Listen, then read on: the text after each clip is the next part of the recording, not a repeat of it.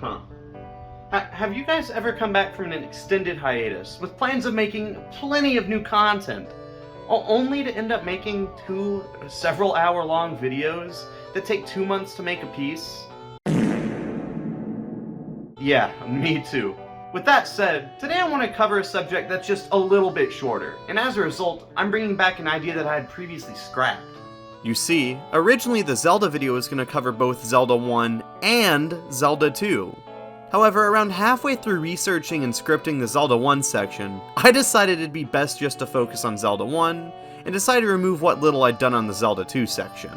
A few remnants of this are still floating around. Here, I have the original thumbnail before I decided to remove the Zelda 2 section, and using the document history feature in Google Docs, we can see when the document was created, and that it had Zelda 2 in the title, and exactly when I decided to remove it on March 10th. I removed it when the Zelda 1 section was reaching the 40-page mark, which is about an hour long roughly, so all in all, I think it was a good idea to save the sequel for later, which brings us to now. Zelda 1 was a highly praised game at the time, and even still is nowadays. Its focus on presenting a non-linear world for the player to explore, mixed in with the intriguing lore and the cool character designs, it was clear that Zelda was a series that will stick around. When Zelda 2 was released, however, many players were confused at the new direction the follow-up took. Instead of being a top-down dungeon crawler, the game was a 2D platformer with an emphasis on combat? This change, and many other attributes of the game, most notably the difficulty, made many fans feel like this wasn't a true Zelda game, and made many even regard it as a bad game. With all of this in mind, I actually really like Zelda 2. While yes, it is different from its predecessor, I think that as a game it brings a lot of unique ideas forward, and a lot of ideas that we haven't seen replicated since.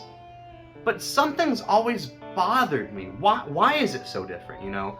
How did it come to be? Why, is it radically different? What were the developers' intentions behind creating a game being so radically different from its predecessor?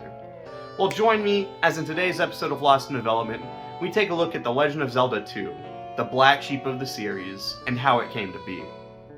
Similar games, as in games that are wildly different from their predecessors, have lots of details surrounding the development itself publicly available. Take Super Mario Bros. 2 for instance. The game that the United States knows as Mario 2 is drastically different to its predecessor for seemingly no good reason. In reality, the game that we know as Mario 2 was made in response to the difficulty of the Super Mario Bros. 2 that the original team had designed, known here as the Lost Levels. That story is such common knowledge that it even has a copy pasta for crying out loud. With that said, Zelda 2 doesn't really have much about its development process as a whole publicly available, which makes this a pretty difficult picture to paint. With what we do have though, we can vaguely create a rough image of why the game ended up the way it did, and it all begins with the series creator, Shigeru Miyamoto. Miyamoto is an incredibly innovative person and voice within the greater community of game developers. The ideas that this man has are treated like gospel essentially. After all, Miyamoto is pretty much the father of modern gaming as we know it. Miyamoto, you are a god. You are a god. It's very nice to meet you. But to say he can be a bit overzealous as a game developer is an understatement. He somewhat infamously does this thing called upending the tea table, where somewhat far along in a game's development, he comes to a team with an entirely new idea that often leads to a massive portion, if not an entire game, needing to be reworked. And this isn't necessarily a bad thing. A lot of the times the things he decides to upend a game over are rightfully being restarted, due to a variety of fundamental issues surrounding a game and its core design. And in all honesty, I think that as the dude who literally made Super Mario, The Legend of Zelda, and Pikmin, that he has quite a bit of authority on the matter, and is probably the best guy to take a look at a game's development, and saying, oh god, this is not gonna work. He has been in the industry since its inception pretty much, and he has seen multiple projects be cancelled due to the problems that he sees. Hence the sweeping changes he makes.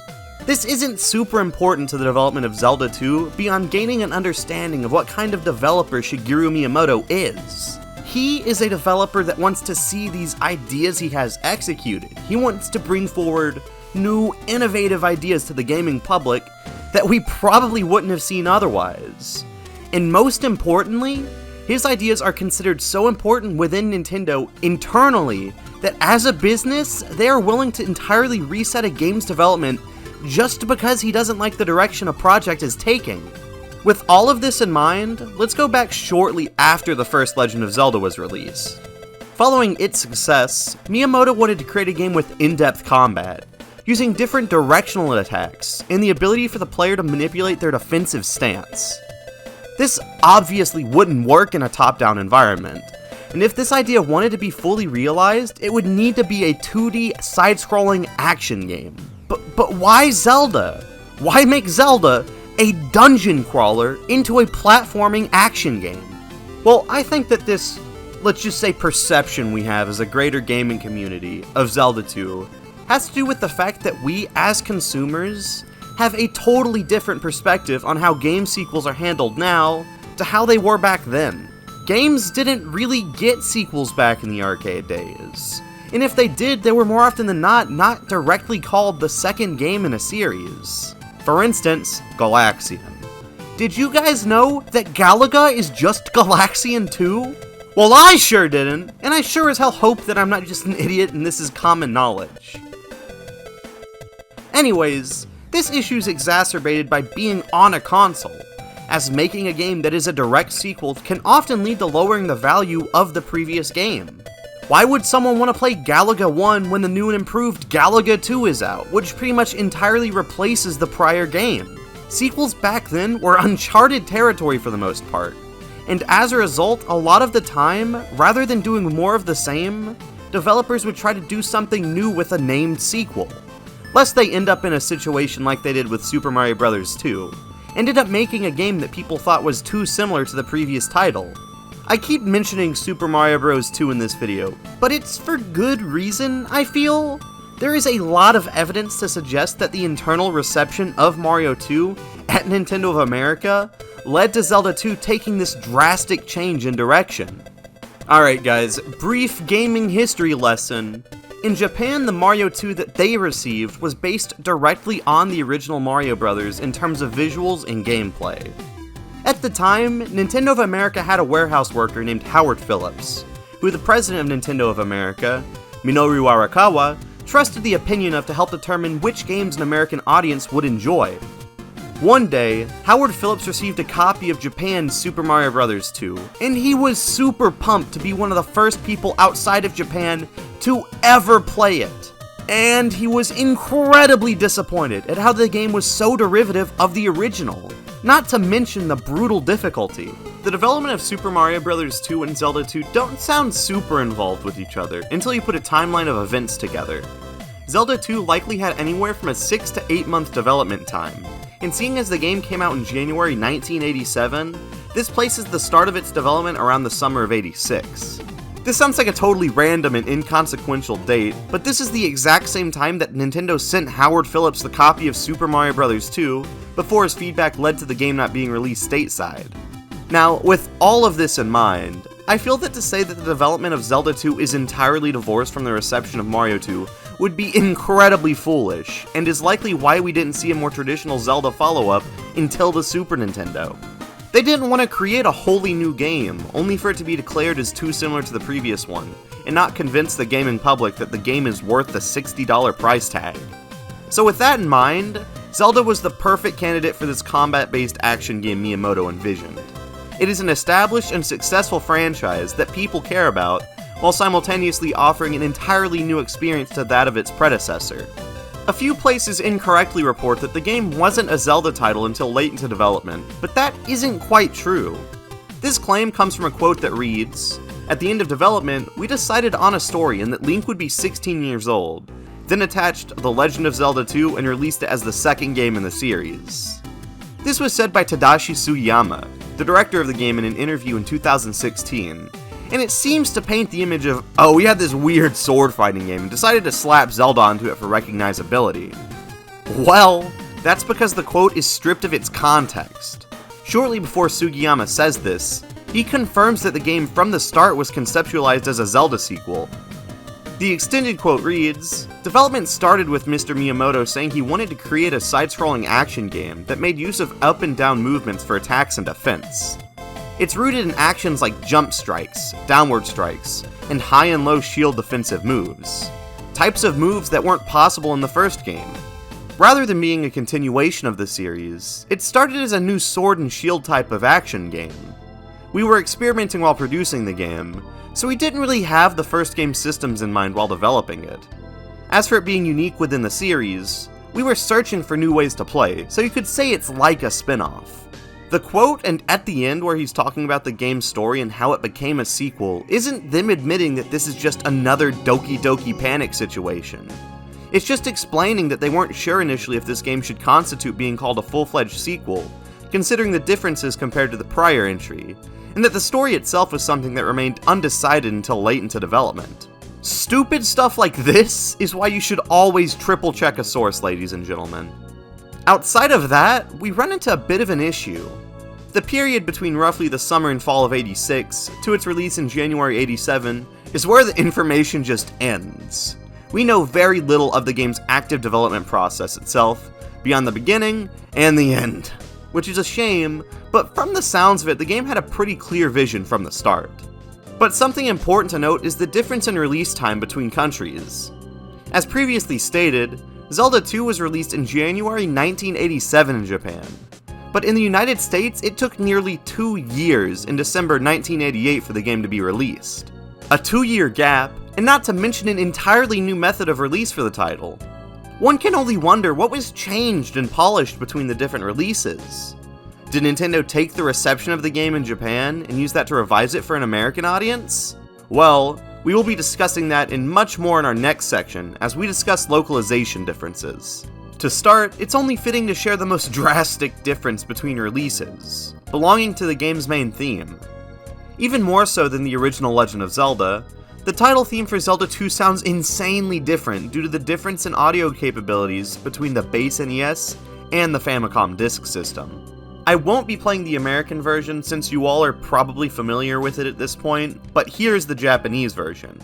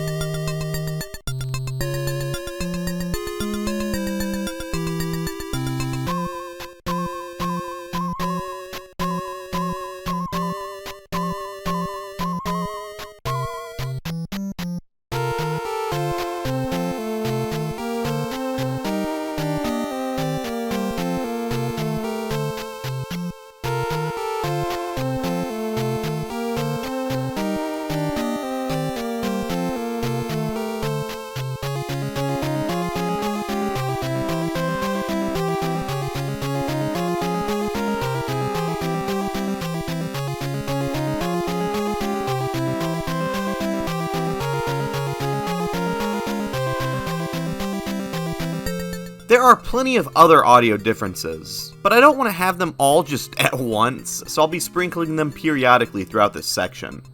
Beyond audio, however, this game features an insane amount of differences when comparing the different releases. Obviously, the title screen is also different. Most notably, beyond the obvious difference in languages, the Japanese version sports press start text, which is missing from the international release. Since I'm discussing the title screen, we should get this out of the way. The iconic text scroll from Zelda 1 is back, and the Japanese version is absolutely apeshit.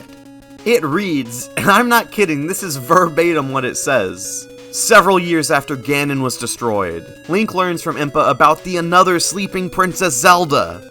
He is told she can only awaken with the No 3 Triforce, sealed in the Great Sanctuary at Dis Valley. To remove the seal, crystals must be embedded into a stone statue standing in the 6th Sanctuaris. Link sets out on an adventurous quest. Might I just say that this is one of the most difficult things I've ever had to read for this channel. This was changed for obvious reasons in the international release. Now it reads, after Ganon was destroyed, Impa told Link a sleeping spell was cast on Princess Zelda. She will wake only with the power of No 3 Triforce, sealed in a palace in Hyrule. To break the seal, crystals must be placed in statues in 6 well-guarded palaces. Link set out on his most adventuresome quest yet. This version features several corrections, such as changing Ganon with 2 N's into Ganon with 1 N, which is the current and correct spelling. It also alters the story to make the princess seen here the same as in the previous title, instead of a totally random second princess who was also named Zelda, and so on. Moving on from the title screen, a very striking difference is evident from the start, as the palace the player begins in the Japanese version features a much lower hanging ceiling than that of the international release. The international release also added these torches surrounding Zelda, likely to spruce the area up a bit, but they're oddly missing during the ending however, which is likely an oversight on the developer's part. Upon leaving the palace, a plethora of additional differences become apparent. Most evidently, the Japanese version features animated water tiles. These were removed due to a difference in mappers between the Famicom Disk System and the base NES. The FDS has the ability to modify the graphics in real time, as seen in the Japanese version, which isn't possible on the NES due to the lack of the expansion. Moving forward, yet another difference becomes clear as the random encounters spawn in. In the international release, they're represented by a slime, a larger monster, and a fairy. But in the original release, they're simply different colored versions of ghosts. This change was probably made to make the process of identifying which encounter is easier. Well, easier. The slimes look less intimidating than a beast, and Zelda players all know that fairies are nothing but a good sign, versus the Japanese version, where it was pretty much just up to guessing. Another difference becomes clear once the player runs into an enemy, as originally it features an eardrum-shattering series of notes compared to the international release's whoosh sound effect. Since I'm talking about sound effects again, I should probably get this out of the way. There is a staggering number of additional altered sound effects in the game. Almost every single one has been changed in one way or another. So for the sake of just not playing them all back to back with it being like 3 minutes of bits and boops, I'll only play significant ones. With that said, however, if you look in the description, I left a link to Zophar.net, which hosts audio rips from classic games, and from there you can listen to them all if you like. But yeah, significant sound effect changes include Ganon's laugh, which in the international release was a repurposed sound effect from Punch-Out! Whereas in the Japanese version it was more of a monstrous roar. The Game Over screen also got a total makeover when it made its way overseas. Originally, it was just a boring black screen with text, while the States received the iconic silhouette of Ganon, where he actually kind of looks like that one Dwayne Johnson meme. Beyond the sound effects, the random encounters originally featured an entirely different music track too. It sounds much more imposing than the international one. However, the original one is much more repetitive than that of the international variant, and seeing how common the random encounters are, I think that this change was made for the best.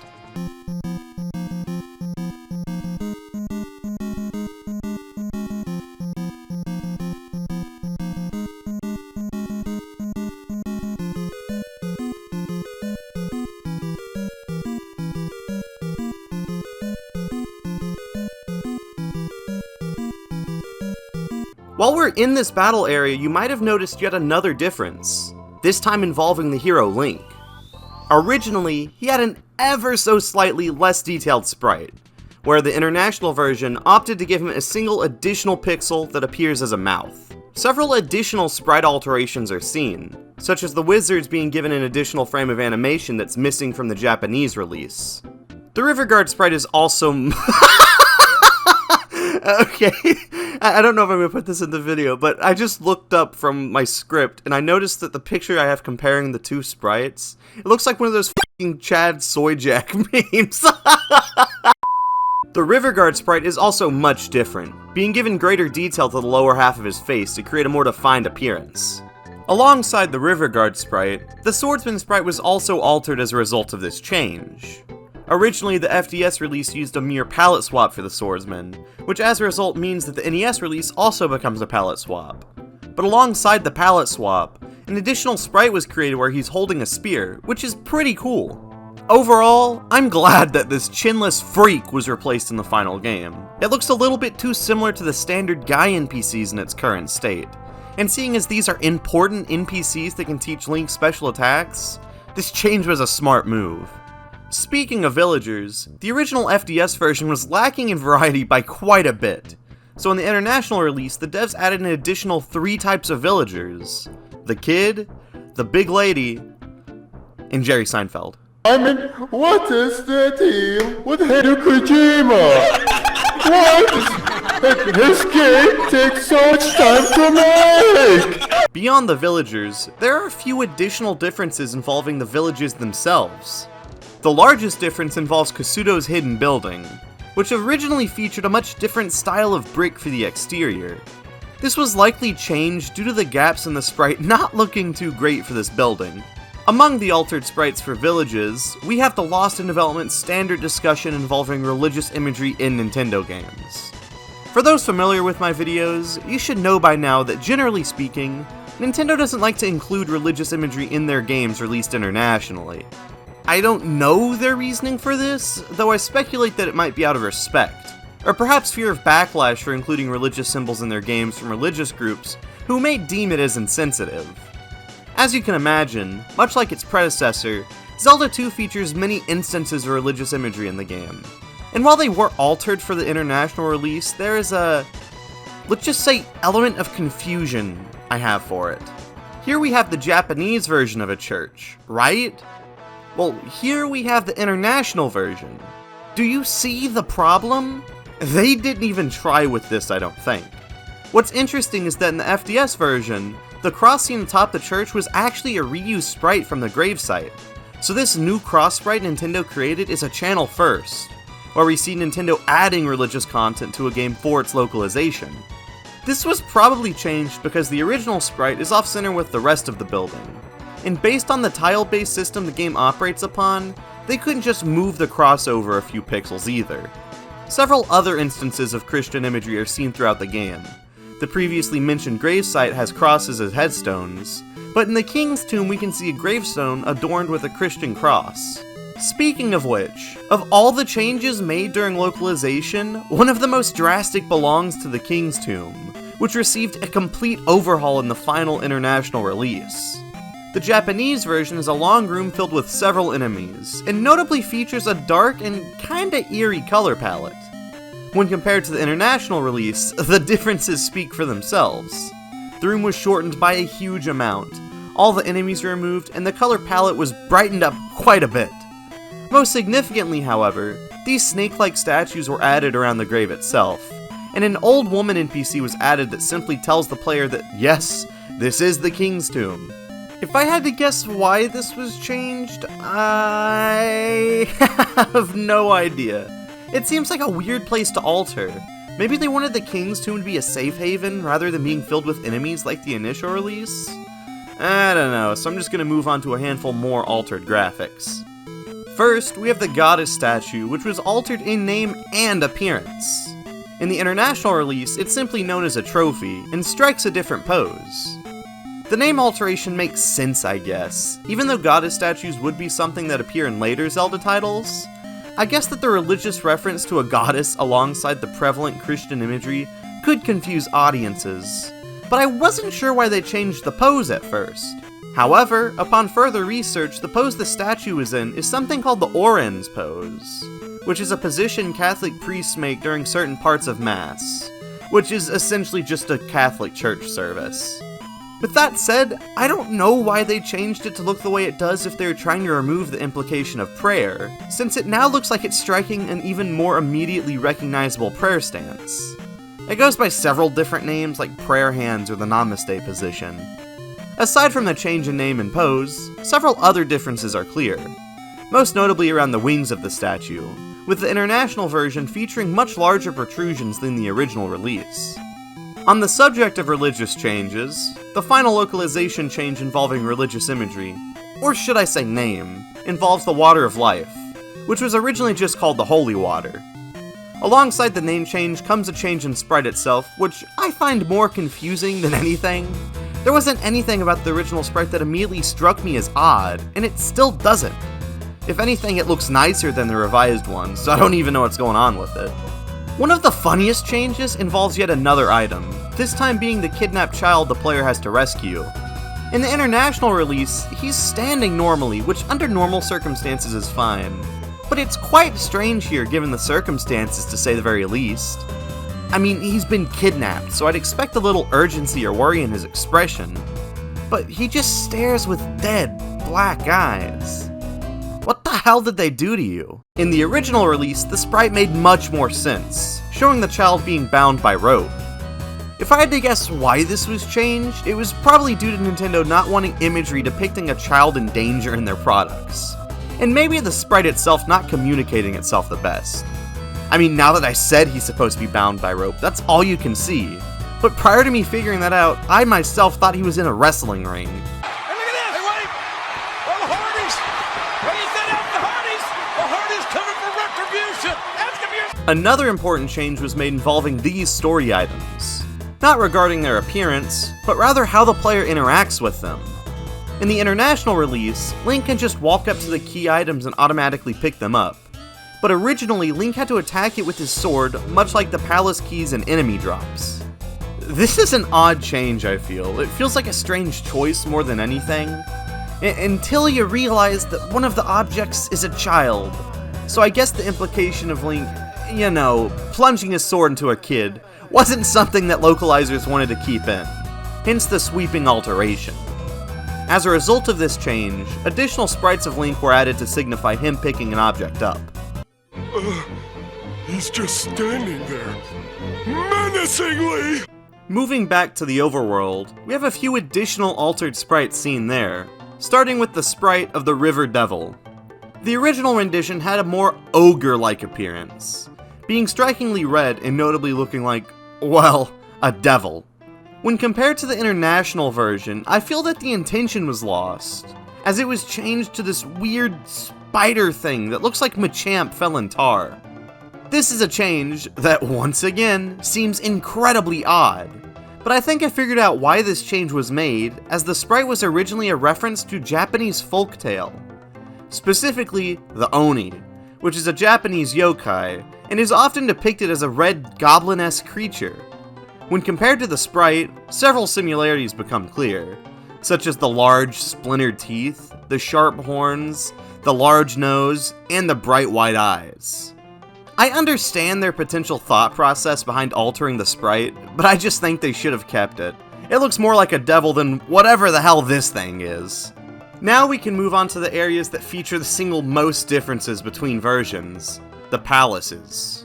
The palaces are pretty much this game's equivalent of the dungeons, and feature an overwhelming number of changes when comparing the two releases. The most immediate and apparent differences between releases involves the brick sprites, as the original release had all palettes use the exact same sprites for them. The international release added an additional 5 brick variations, which doesn't sound like a lot, but the difference is huge considering that all but literally 2 palaces were affected by this change. Beyond the additional decorative flair given to the international release, the most prevalent changes are once again seen in, you guessed it, sprite alterations. The most infamous of these alterations belong to Volvagia, who when being localized was renamed to Barbara for some reason. The international version features a dragon with noticeable segmentation and an ever-moving sprite. The head moves as well, and has animation to signify when it'll attack. It almost looks as if the whole dragon is not too far below the lava, hiding its body beneath the platforms to attack in a way. Well, in the original release, Volvagia looked incredibly different. Rather than being a distinctly segmented enemy, the neck appears to be one continuous strand, and it features an entirely different head which appears far less intimidating than that of the international revision. Now, why was this change made? Well, I think it has to do with culture's different interpretations of dragons.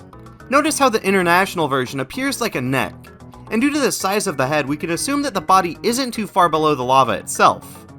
Compared to the original version, it appears much more like a Western interpretation of a dragon, while the original appears more like an Eastern interpretation. This is evident by the more slender design, as well as the much smaller head, seemingly signifying that the supposed neck is also its body, and that it doesn't extend much further than that of what the player sees. I think that that's a pretty acceptable answer, but I have no idea what they were on about when they heard a name as badass as Volvagia and decided to rename it to Barbara. Now, Volvagia's sprite alteration is one of the more infamous changes made to a boss. However, there is one additional change that isn't spoken of nearly as much. This altered sprite belongs to the boss Karok. In the original release, his sprite was much simpler and features a white trim around the edge of his robes.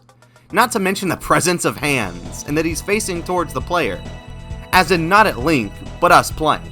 When localized, this sprite received a total overhaul, removing the white trim from the robe and turning the boss to actually face Link. Not to mention the added animation. His cloak is closed until he attacks. When he opens his arms and shoots the beam, it exposes his weak point. The reason for this change is pretty easy to determine. The way that the player defeats Karok is by using his shield to reflect the magical waves back at him, but you couldn't tell which way he would be firing using the original sprite. The localized version sees him face the direction he's about to fire in, so this change was made in favor of making the game more fair. Despite the sprite alterations being incredibly interesting, that isn't even the most substantial alteration made between releases. The largest change made across versions is easily the addition of a wholly new boss to the international version. In the original release, the boss of the 5th Palace is just another showdown with Helmet Head. But in the international version, rather than just repurposing this previous boss, they opted to design a brand new enemy. This burly beast is called Guma, and attacks using a mace.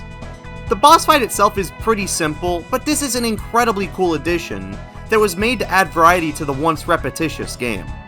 And to finally wrap up the discussion on localization differences, we need to take a look at two more things.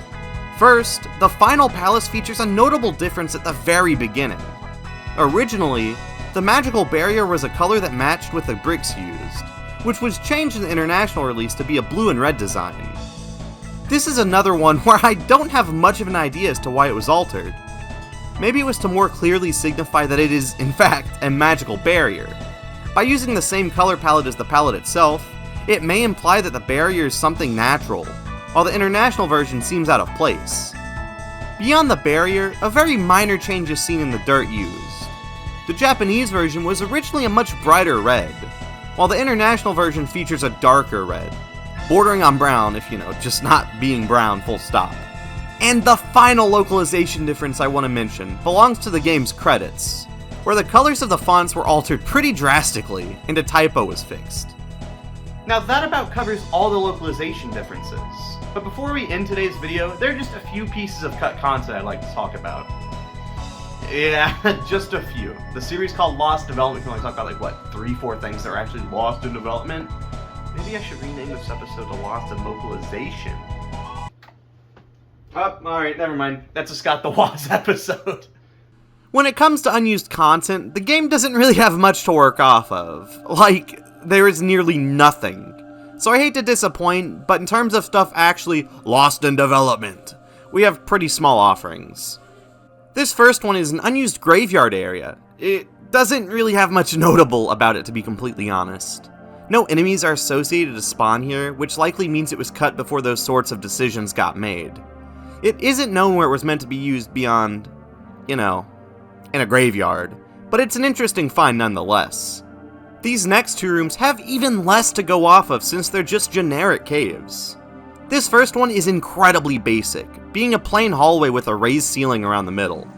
It bears a slight resemblance to the Japanese version's starting area, but that's a pretty surface level observation, and I doubt that the similarity is anything more than a coincidence. This next one is more interesting, simply due to the virtue of it actually having level design. It has an exit to the left, and a large hole in the ceiling. This might have been a trap, like Link steps onto a tile and is warped to this room where he has to escape, but there are no remnants to indicate what rooms this area would have connected to. Beyond that, the way the stage is designed, particularly this strange overpass, seems to imply that there would have been an item of some sort located here, which has since been removed.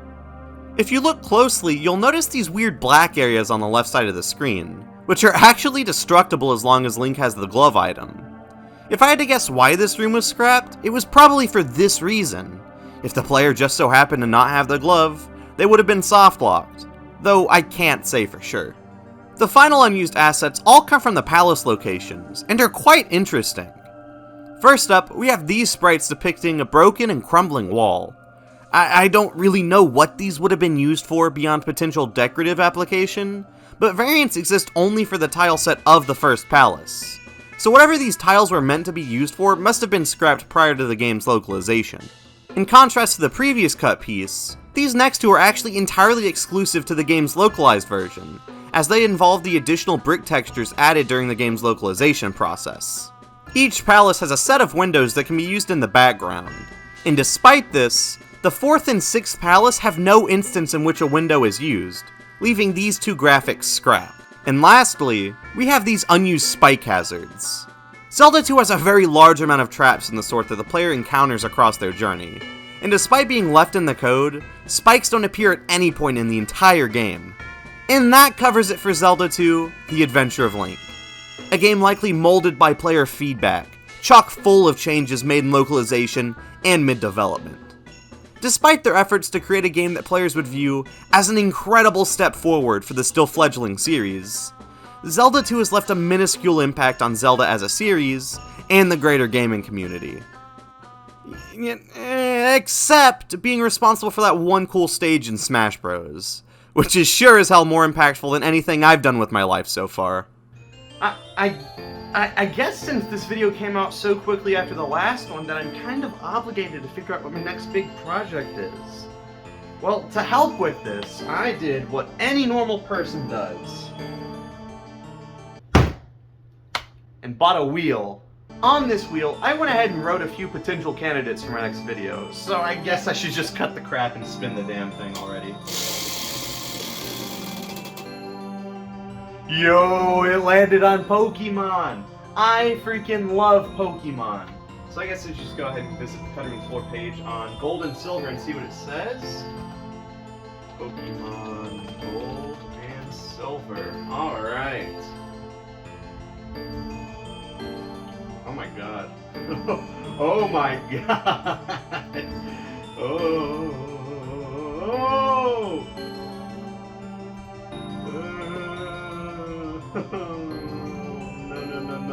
No. Oh my god, there's so much.